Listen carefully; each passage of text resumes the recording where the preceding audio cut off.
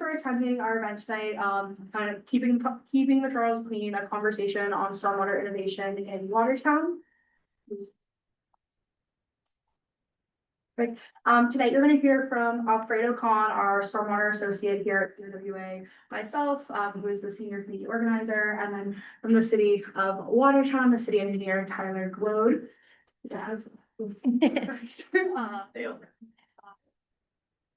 Before we get started, as we talk about our watershed, I do want to do a land and water acknowledgement. I want to take a moment for land acknowledgement. We acknowledge that the Charles River watershed resides on occupied territory of the Massachusetts, Nipmuc, and Wampanoag tribes. We acknowledge that a land acknowledgement is not enough, and we continue to learn, grow, and listen to Native voices as we advocate for a resilient future. This is kind of just a brief overview of the watershed as a whole. For those who don't know, we have a 80-mile long river that runs through it, but 308 square miles of a watershed that encompasses 35 cities and towns throughout the region. There's about over 1 million residents in our watershed, and 60% of residents are considered in environmental justice communities, and that's primarily our watershed that you see in the Boston, Cambridge, Somerville area. And our mission at CRWA is to protect, restore, and enhance the Charles River and its watershed through science, advocacy, and law. This may be familiar to some of you guys, but before we kind of dig into what's going on in our watershed today, we want to give a brief history of the river itself. It may today look like a normal, clean, urban river, but it was not always that way. You can see there's sewage contamination. Unfortunately, some of that is still happening today in our river, but there was a lot more industrial waste that is no longer happening. And there was dumping and trash debris that were happening quite consistently along the river. And you can actually see in the bottom right-hand corner, it looks like a bunch of leaves. It's actually a fish kill because there was so much pollution in the river that fish were not able to survive sustainably. So we've come a long way since then, and kind of that's what we're here to talk about, of kind of the challenges that are facing the river today.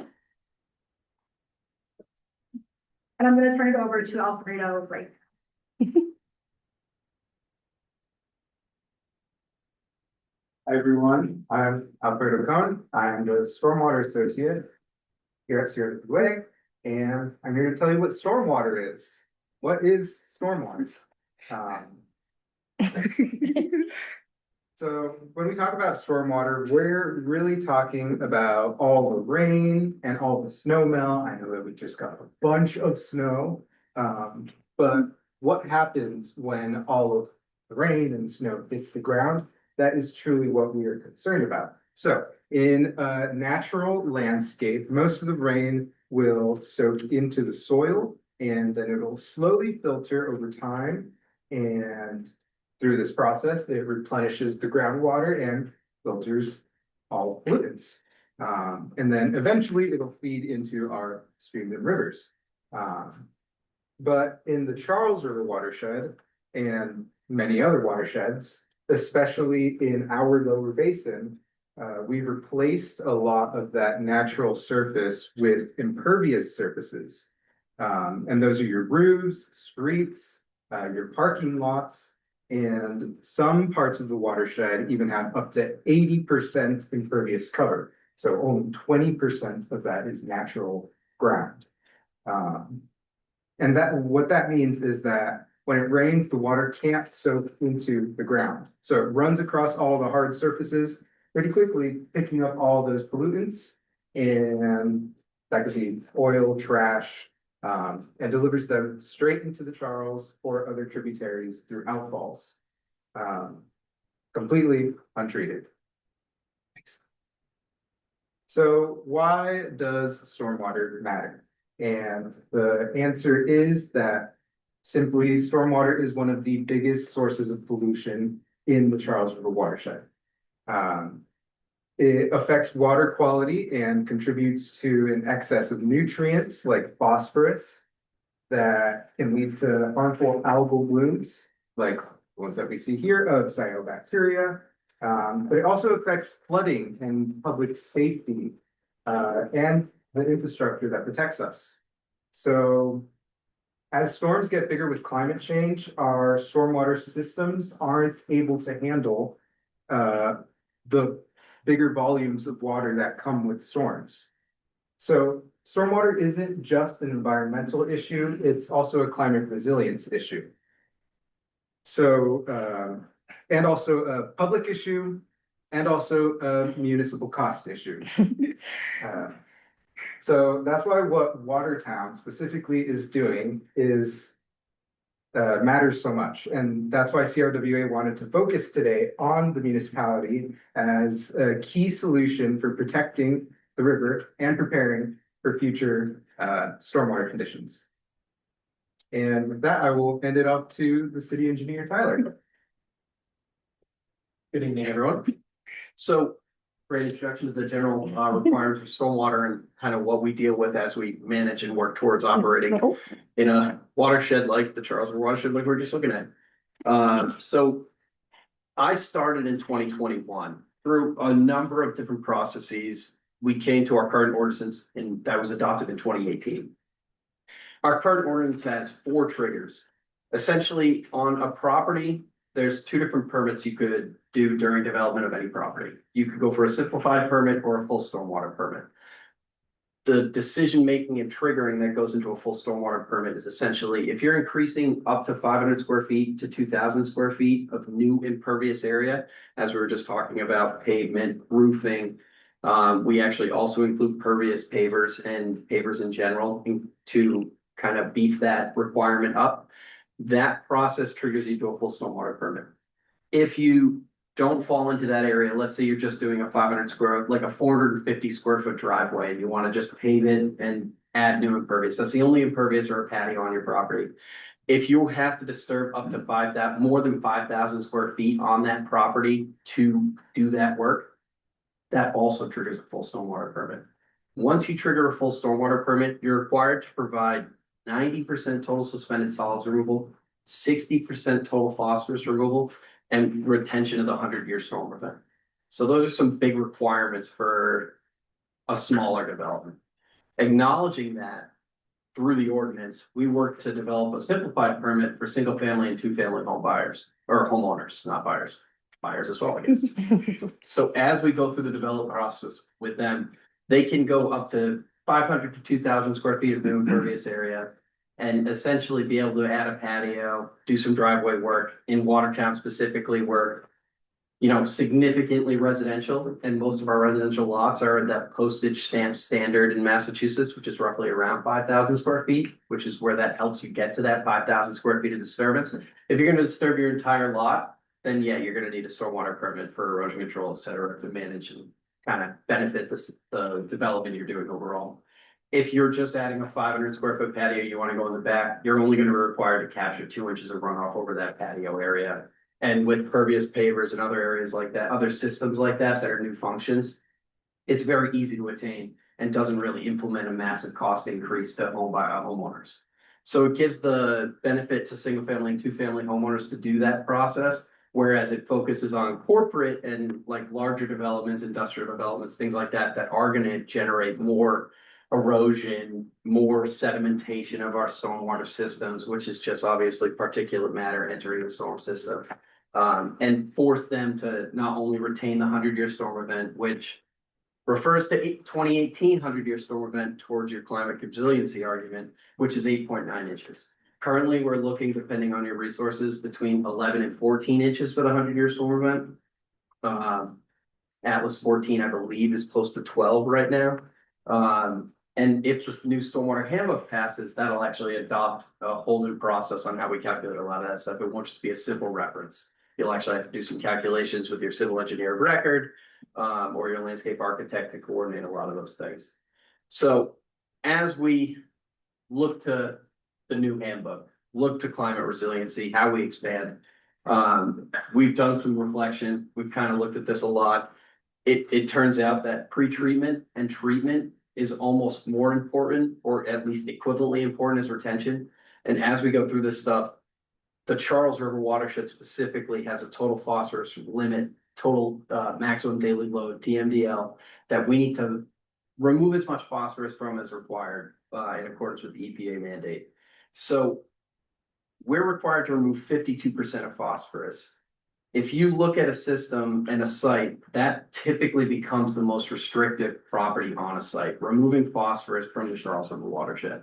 Or the Mystic, which is our other. Both the entire city does discharge to rivers, so no matter what, we are discharging to riverfront areas. As the process goes, the Mystic does not have a phosphorus, but the Charles does. When we go through and we look at everything, our ordinance requires 60% to cover that 8% differential.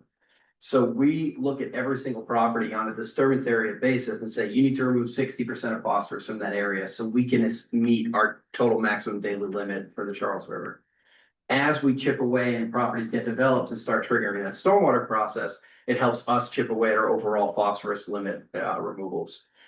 The performance curves in the MS4 permit, which is what we're all obligated for, municipal small storm sewer system. The process of looking through performance curves, analyses, and how pollutants are actually removed through stormwater management. If you capture up to 2 inches in a good draining soil, which we're lucky the majority of Watertown has, you're able to remove up to 98% of phosphorus. So going back to our simplified permit, going back to our overall stormwater management permit, even our simplified permit still meets and exceeds 60% of that total area. We're looking at 98% of the total process. So it's a lot of numbers, a lot of data, a lot of intensity, but when we look at how we approach development and how we're looking at a massive residential community, as well as a pretty significant retail corridor, industrial corridor, our stormwater management still heavily focuses on total suspended solids removal, total phosphorus removal from the Charles River watershed, and promotes massive groundwater retention with the 100-year stormwater retention requirement. So even if you're capturing 2 inches, which is our simplified stormwater maximum, that retention standard still meets almost 98%, well, depending on the performance curve, up to 98% of phosphorus removal. And if you're looking at just a full development, you're capturing 8.9 inches over the whole area. You're capturing a significant amount of phosphorus. You're treating in the soil and benefiting the overall watershed. Okay. Thank you, Rich. Of course. Now I'm going to talk about why are we highlighting Watertown specifically. And when we did our research of where in the watershed we might already be able to find communities that are leading in climate adaptation in their stormwater ordinances, we noticed that Watertown really stands out. And that's because Watertown has adopted one of the strongest local stormwater standards in the watershed. And what it does is it requires on-site retention, as Tyler was mentioning, of stormwater up to the 100-year storm. And that's for many projects.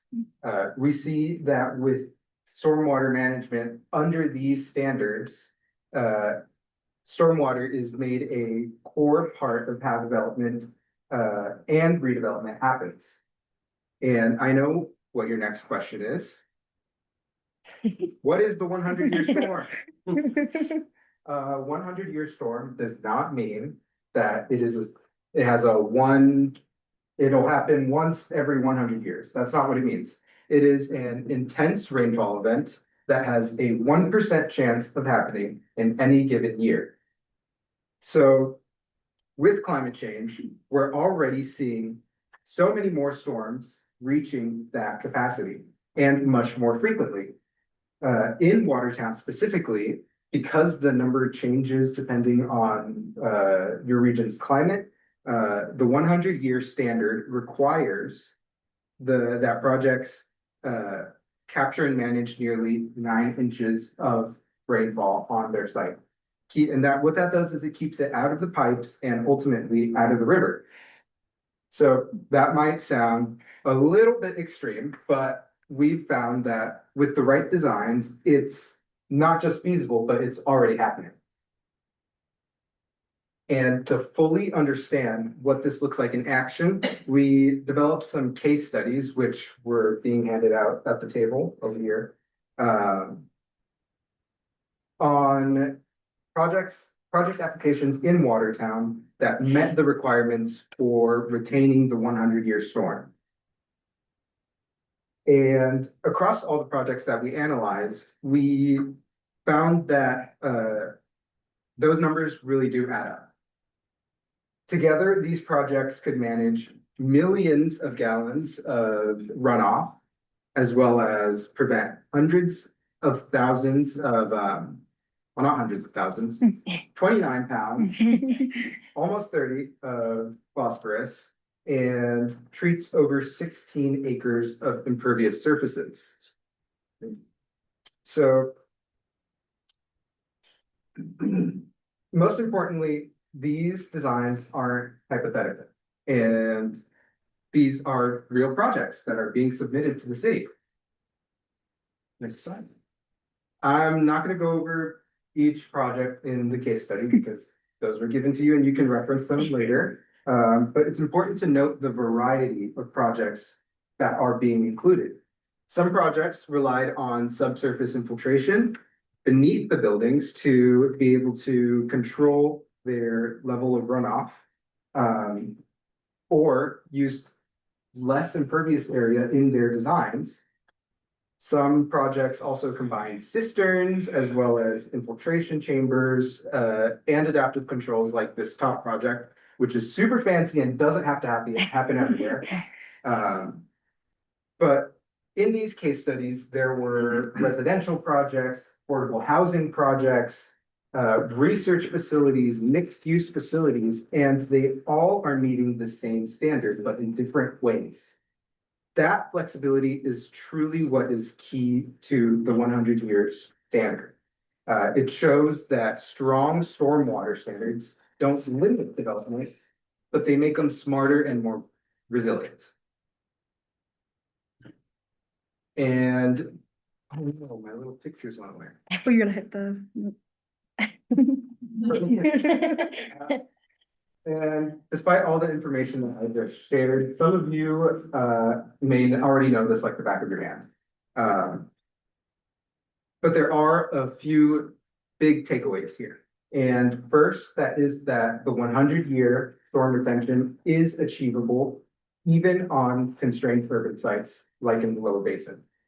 And second, these projects reduce flooding, improve water quality, and take pressure off of aging stormwater systems. That's why Watertown has become such an important model for us, and not just for us, but also for Massachusetts as a whole. Finally, I just want to go over maybe a lesson that we learned while going through this, but we noticed that while going through the projects in Watertown, they do a really good job of keeping all of their project applications visible and public. That's another reason why Watertown makes such a good case for studying, and truly makes a good case for a climate adaptable municipality. If we were to do the project again, I would further refine the study to projects that were ultimately fully developed, because with this, we were only able to follow projects that submitted designs, and we reviewed those designs that then met our standard. And although they may have been denied for whatever reason, a municipality may want to deny an application, that would take many careful years of tracking projects. Yeah, next slide. So what we've learned from Watertown helped inform CRWA's work on the Climate Adaptation Stormwater Standard, or what we like to call CAS.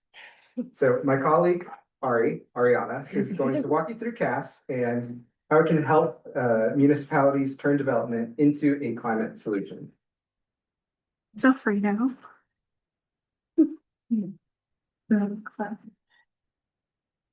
So that was a lot of fun information.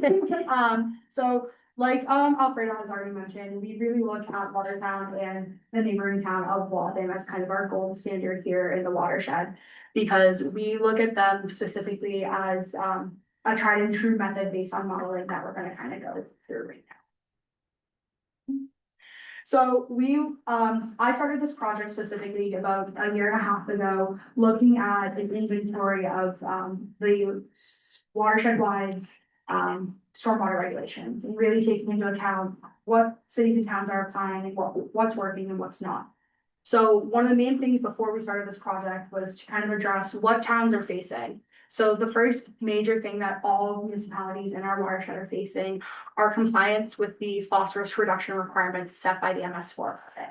This is something you heard Tyler refer to earlier, based on certain calculations done, based on various projects, when cities and towns are left to their own, and we talk about this a little bit more, to create projects that remove phosphorus from the Charles River watershed. It's for every pound removed, it usually ranges from about $60,000 to $70,000 per pound. So that's a very large municipal cost that cities and towns are facing.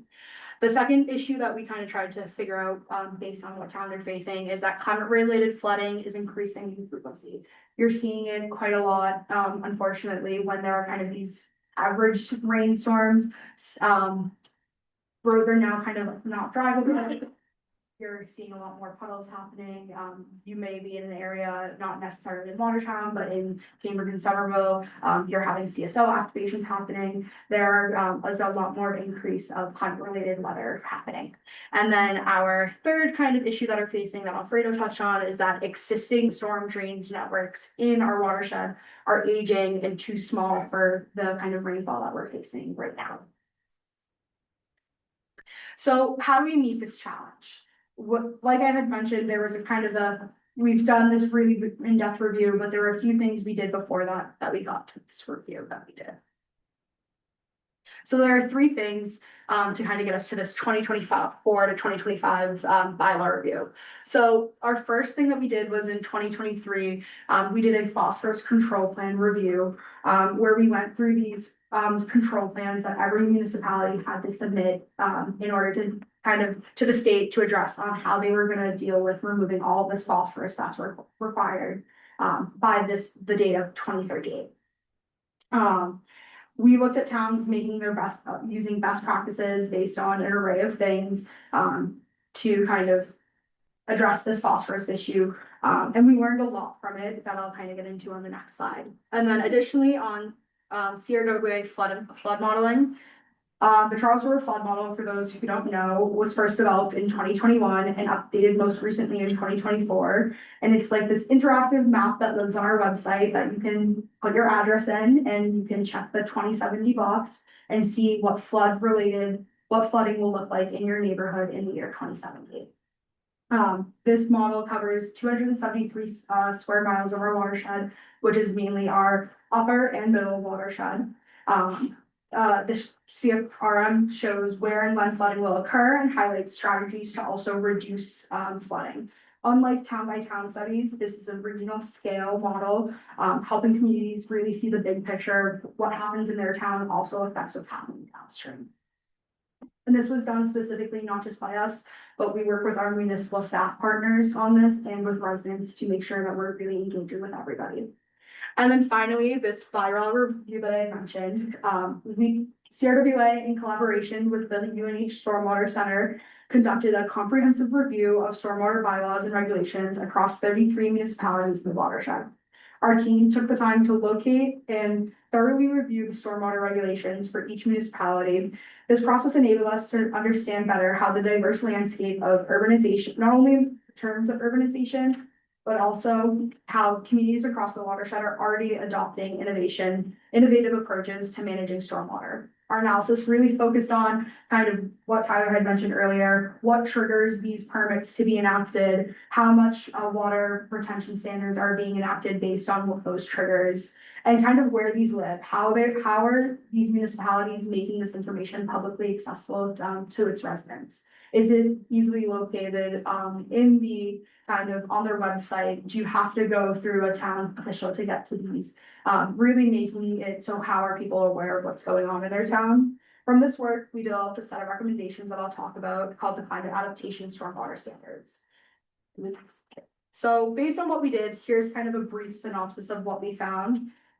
In the PCP review, we found that private implementation, so for example, retention on a private property, is one of the best management practices, but it's not a part of a lot of planning for municipalities. So municipalities aren't really counting on private property to help with this phosphorus removal. And we also identified that most towns have a lot of work to do to reach their 10-year milestone and are most likely not financially feasible or feasible for an array of other things to hit their milestones based on the rate that the state has set. In the flood model, we partnered with Weston and Sampson, which is an engineering firm, to model future flooding scenarios up to 2070. Based on kind of our research and the 100-year standard, the 100-year retention standard was the only approach that we identified in our flood model that keeps future flooding below today's levels. So reducing flooding from a 2070 10-year storm to less than a present day 10-year storm. And I know that's a little complicated, but basically we're remaining at base level in the year 2070 if every municipality in the watershed enacts this 100-year standard. And some kind of key takeaways from that was site level retention is essential to reducing flooding and infrastructure strain. And strong retention standards are a cost-effective way to build watershed resilience. And in our bylaw review, kind of what we found is that stormwater regulations vary very vastly across communities. So in your neighborhood of Newton, you will see a 2-inch retention standard in their stormwater regulations compared to Watertown's much higher 100-year storm, which is about 8 inches. And in Cambridge, which is also one of your neighbors, it really focuses on water quality. It doesn't really address flooding at all. It focuses on projects over 1 acre, and they're kind of required to meet that state standard of 65% phosphorus removal.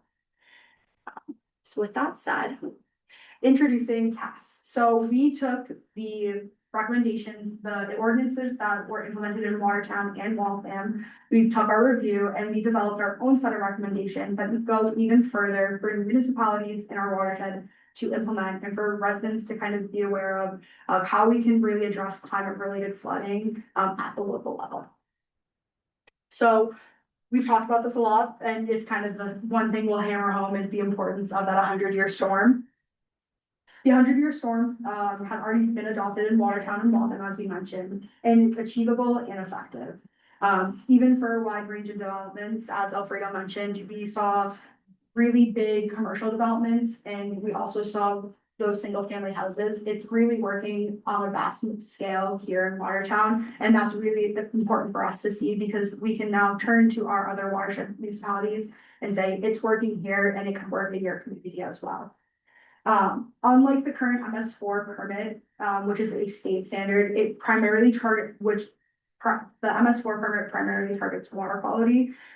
This standard kind of goes a step further by integrating that climate resilience we were talking about and helping prevent damage and enhance public safety, especially in areas where infrastructure is aging and undersized. As we experience more frequent and intense storms, retaining water on site relieves pressure on the downstream systems. Because what happens upstream, water doesn't know municipal bounds. So what's happening in upstream is going to affect the communities that are downstream specifically. It also helps reverse the impacts of impervious development, which consistently exceeds water quality requirements. So as we urbanize more and more, which is something that we're seeing a lot in our communities. We have to find a way to also kind of make up for the fact that we're losing a lot of green space and where is that water that's still going to go. This approach doesn't just meet compliance, it builds in protection for the community. And then the second, so in CAS, we really highlight that 100-year standard, but we also really highlight a tiered permit, kind of a scaling permit that we identify kind of certain triggers for municipalities to hit to get the most climate resilience effect in place. So many watershed communities, including Newton, Arlington, Waltham, Somerville, and Brookline, have adopted a tiered permit system for stormwater management. As urbanization increases, we see a wide range of development types. And a one-size-fits-all approach really doesn't work anymore. So really the kind of like 65% that we're seeing at the state standard, it's not going to address those other issues we talked about.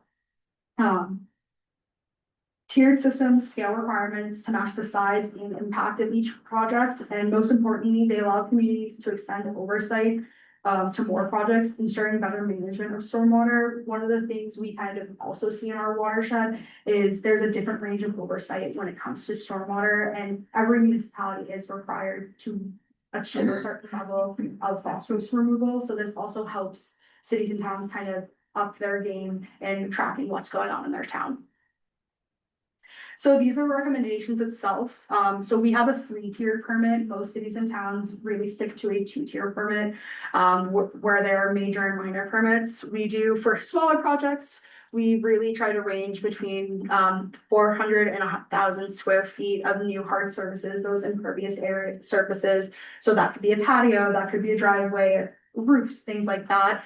Or if you are disturbing more than 5,000 square feet of land, we trigger this, we trigger our small permit, which really focuses on that consistent 2-inch times the new impervious surface. So that can dynamic sizing based on kind of what's being retained on site. For we really went the full yard on all of this. So for renovation projects, so you may see a parking lot getting milled, things that really aren't disturbing land or there's already impervious surface there. If renovation costs 30% or more of the property's value, or there's parking lot repaving, we are recommending that you reduce the pavement 20% or you capture 20% of that pavement runoff to keep it on the property. And then for our large projects, which are projects adding 1,000 more square feet of new hard surfaces or that have higher pollution risks, we are recommending that towns require a 100-year storm retention for those really large projects. So this is a really scaling requirement, but we worked really hard with UNH to find something. It's not a one-size-fits-all approach with stormwater. So this is works across our board in our eyes with urbanization, as we are kind of a diverse watershed when it comes to urbanization as well. What projects are popping up across the watershed. So with that, thank you all for coming. We're gonna have some time for some questions if there are any as well. So yeah. What is the primary source of the phosphorus? That can be, I don't know where you guys want to take this. It could be, sometimes it's from leaves, it can be just from debris and stuff that's on the roads, oil from your car, things like that. Anything that's really kind of the rains hitting from to the ground that goes into our river, it can be considered that. So why is phosphorus the focus? But that's set by the EPA, I believe. It's a very difficult molecule to remove. So phosphates particularly are a phosphorus connected to 4 oxygens. That molecule is almost perfectly built, so it's very hard to break down. There's only specific methods you can do it, and typically the easiest method is anaerobic digestion. So when you put it in the ground, similar to a septic system, when it has that 3 to 4 feet of soil underneath it, it can have all the bugs digest that phosphate and break it down further and remove those things. An interesting source of phosphorus, pet waste, makes up almost 21% over the city of Watertown. Pet waste. Yep. How So about, walking your how dog. about landscape fertilizers? That's a big one too. I think that was at 13% roughly, somewhere around there. Is there any movement towards getting the companies who make the fertilizers to reduce the phosphate? There are low phosphate fertilizers. The hard part is phosphates, phosphorus specifically, not just phosphates, it's a needed nutrient regardless. The hard part is capturing the nutrient loading during that runoff phase. Because even just general plant growth, grass growth, etc., all those generate phosphates on their own anyway. So even those, just having a lawn generates phosphorus. Keeping plants active naturally will just keep the nitrogen and phosphorus cycle going. It's a good thing. The hard part is when we have added phosphates from pet foods and pet waste. The pet food is really the generator in the pet waste. So pet waste, added excess, I want to say excess specifically, over spraying your fertilizers. If you're following the manufacturer specification, usually you're within a reasonable amount, but those areas are very difficult to capture and quantify. Just a quick follow-up, on your question, is there an acceptable level of phosphorus? Great question. I know it is. It's an interesting argument. Obviously, we're under a mandate because we have been phosphorus loading the Charles for so long. Specifically for Watertown, it's 52%. We target 60 to capture that extra 8 and just make up for the difference. Several other communities have higher limits, like you guys were saying, 65%. Some, I believe that's the highest, I could be wrong, but that's in my memory. There's no good answer. Realistically, if you were gonna have like a perfect agricultural field just being sustainable on its own, that would be an idealistic situation. The second you start adding urban development and dense populations, that's where you start to see these sprawls. So way out in the sticks, what would you say those levels are where there is no? Your pet waste goes to almost zero, and your added, your general, like person added goes to zero, and you basically get to a natural state, which I don't have a number off the top of my head for you. Thanks for the great presentation. Feeding off both those questions, you gave a great answer as to why focus on phosphorus, but I guess I'm also curious, you mentioned nitrogen, and I am very familiar with the nitrogen cycle, and I'm wondering why not do kind of like a suite of measurements on different nutrients? Is this like financial constraints, or just a little bit more about why not consider some of the other nutrients that are? Yeah, I can speak to my knowledge on this. I know that nitrogen is more than a salt water. They focus on that, and not for freshwater, we focus majority on phosphorus. You might have a little bit of extra on why. It's how it's always been taught to me is saltwater is nitrogen, freshwater like the Charles is phosphorus. This goes back to me being an aquarium hobbyist more than anything else. The nitrogen cycle in a saltwater marine ecosystem is very difficult to remove. So nitrites and nitrates, phosphates in the freshwater environment are the exact opposite. So in freshwater environment, phosphates are very difficult to remove. Nitrates breaking down from ammonia are very simple to remove. No matter what, they tend to get broken down in the subsurface, and then freshwater organisms break them down much faster. Phosphates tend to get digested very quickly in marine environments, and nitrogens get stuck. Interesting. Could you just give me some examples of what these infiltration or retention systems offer? Like kind of like the different categories. I'll be very honest. I'll hand it over to Alfredo. I am a very this person. Well, we do have case studies in the back if you weren't able to grab them. And they do have diagrams of what the specific systems look like on different projects that we studied. And what they are is basically they're these chambers that are underground. Doesn't have to be under a building, could be like in your lawn or under a parking lot. And storm drains will convey the runoff that would go into the municipal systems and instead direct that into these chambers, and slowly over time that water will infiltrate into the ground and filter, return to the ground table, and return to the Charles. Okay. Any question? I just want to follow up. So like the cistern, I'm guessing underneath something like that seems like a more complex solution. Like what is like the least input from the municipal level as far as treating the stormwater? Like I know terms bioswale, rain gardens. Is that kind of like the low hanging fruit? I guess ultimately that's the question. What are like the simplest stormwater solutions? Honestly, and this goes. Any BMP in the stormwater handbook is going to be relatively similar in development. As you get to more of the structural systems like chambers and whatnot, that adds a significant cost, and usually the biggest cost is excavation. The simplest thing you can do on site is dig out a small area, 2 to 3 feet, put a nice bioswale in there, and then plant it out and make a rain garden. Biofiltration gets you 90% TSS removal on its own, which is fantastic. And then if you have enough separation of groundwater more than 2 feet, you can get upwards of 98% phosphorus removal of your tributary area. So rain gardens, bioretention, gravel wetlands are another one that's pretty new to the stormwater handbook. That's very functional in industrialized areas. And not gonna lie, infiltration trenches, we put them everywhere.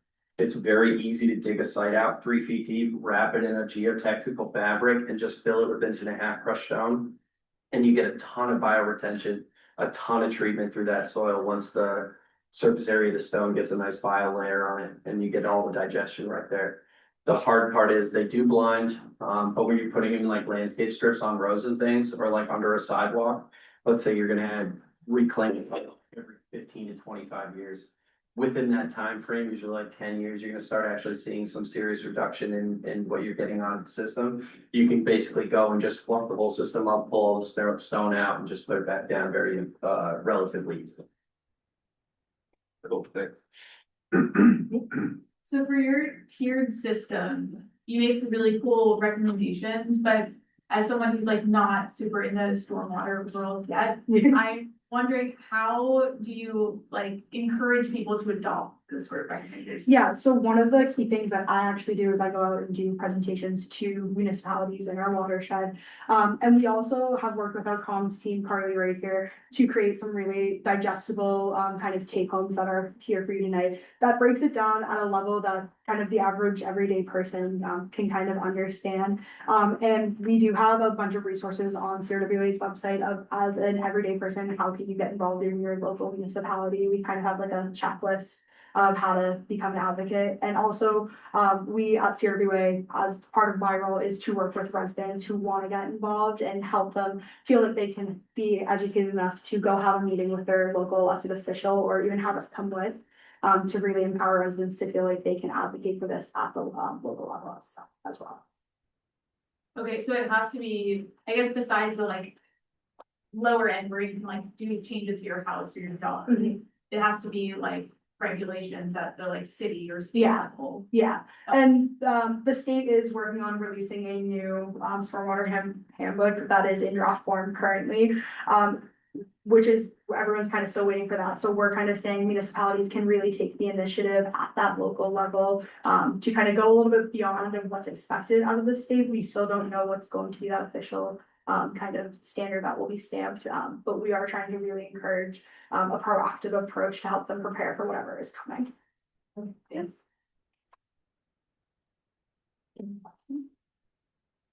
So if I understand correctly, by retain the 100-year, you mean infiltrate the 100-year, right?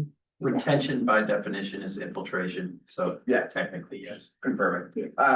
So why retain the 100-year storm event when the like EPA curves have a real strong diminishing return after like what, probably 2 inches? So for that kind of really focuses on, in our perspective, on flood mitigation. Where at that kind of 2 inch is really where you see water quality kind of fall off, as you said. But that 100-year storm is really to focus on flood mitigation and climate related flooding. Gotcha. Short-term treatment, ideal for your MS4 permit, very easy to regulate towards, designing towards 2070, which is what the goal here is. And seeing like their flood map alone, that is an invaluable resource for people to just go and observe, like, wow, my lawn could be 16 inches underwater in 2070. What do we do to manage that?